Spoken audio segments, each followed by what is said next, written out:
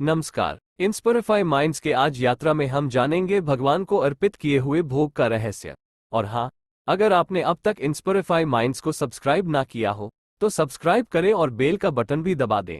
मित्रों, कभी आपने सोचा है कि आप भगवान को जो भोग नैवेद्य पंचरानवायु नैवेद्यम समर्पयामि यत्वे वस्तु गोविंदाहिन्मा, भगवान आपका दिया हुआ अभी को अर्पित करता हूँ कहकर भगवान को जो भोग अर्पित करते हैं, जो भगवान खाते हैं, और अगर खाते हैं तो भोग हम दिखाई क्यों देता, वो खाया हुए भोग तो खत्म हो जाना चाहिए, ये प्रश्न है कई लोगों के मन में ये हो सकता है। और आज हम इसका ही उत्तर देंगे कि हमारे ऋषि मुनियों ने क्या सोचकर भगवान के सामने नैवेद्य और भोग अर्पित करने की परंपरा का सूत्रपात के बारे में हम जानेंगे। मैं आपसे एक बात पूछता हूँ, आपने कभी भंवरे को देखा होगा, तितली को देखा होगा, जो उड़ती हुई बहुत सुंदर पुष्प पर आकर बैठ जाती है और केवल उसकी गंध से ही तृप्त हो जाती है। उसके बैठने से, फूल की गंध ले लेने से फूल के वजन पर, तौल पर कोई अंतर नहीं पड़ता है।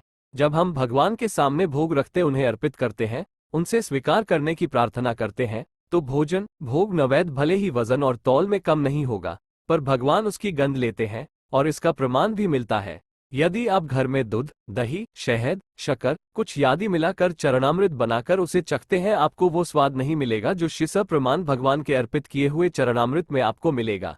क्योंकि भगवान जब गंध लेते हैं तो अपने आशीष, अपनी दिव्यता उस गंध के साथ, उस भोग, उस नैवेद्य, उस भोजन में भी छोड़ जाते हैं, और यह भोग साधारण नहीं, असाधारण स्वादिष्ट बन जाता है।